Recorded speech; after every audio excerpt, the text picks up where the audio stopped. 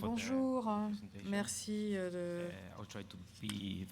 Je vais essayer d'être rapide. Vous avez déjà eu beaucoup d'informations épidémiologiques sur le Mpox en RDC.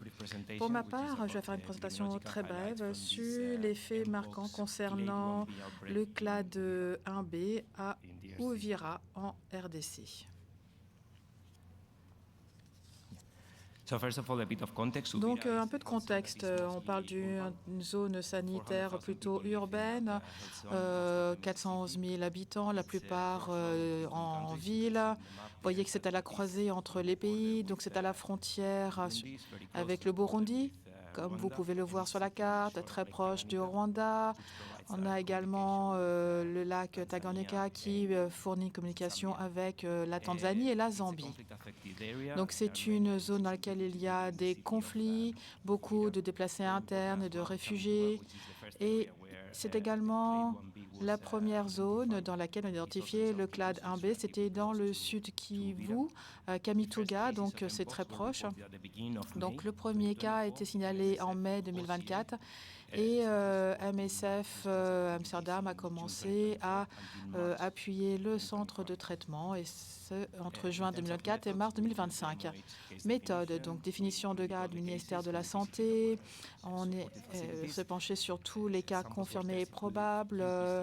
On a fait des tests d'échantillons avec QPCR et on s'est également penché sur la fréquence et d'autres indicateurs. Alors voilà pour les principaux indicateurs.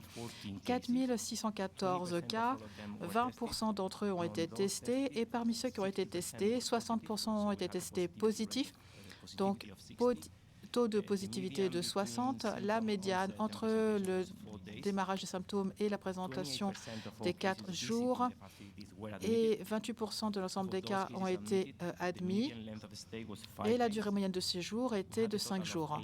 8 décès au total, ce qui nous amène à un taux de fatalité de 0,2%. Et ce qui est important de noter, c'est que 5 de ces 8 décès étaient des enfants âgés de moins d'1 an. Et donc, pour ce groupe, le taux de létalité est de 1%. Tendance hebdomadaire. Vous voyez ici que le nombre de cas reste très élevé pendant un grand nombre de semaines. Et on voit que les pourcentages de cas OPD augmentent un peu. Donc, les patients ambulatoires, pardon. Et donc l'activité s'est terminée fin mars.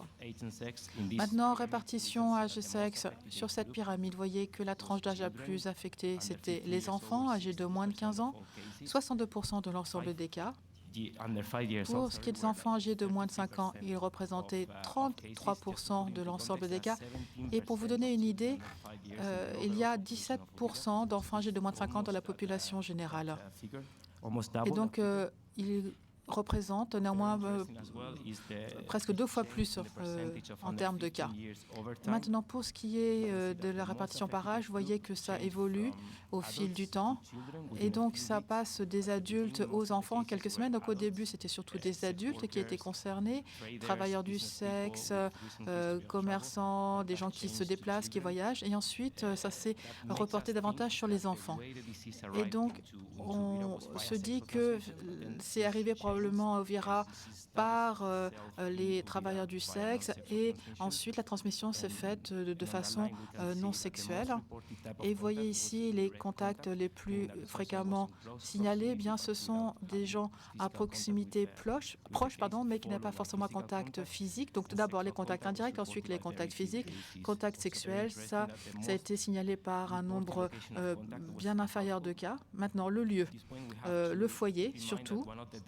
Et il faut bien garder à l'esprit que le clade 1B se transmet exclusivement d'humain à humain, contrairement au 1A, qui est surtout transmis de façon zoonotique. Là, au début, on pensait que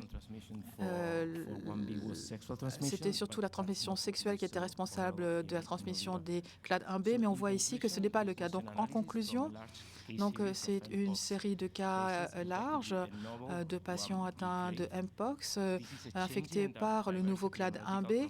On a un profil épidémiologique qui est et qui évolue, qui est changeant. Donc on voit qu'avec le temps, le profil évolue.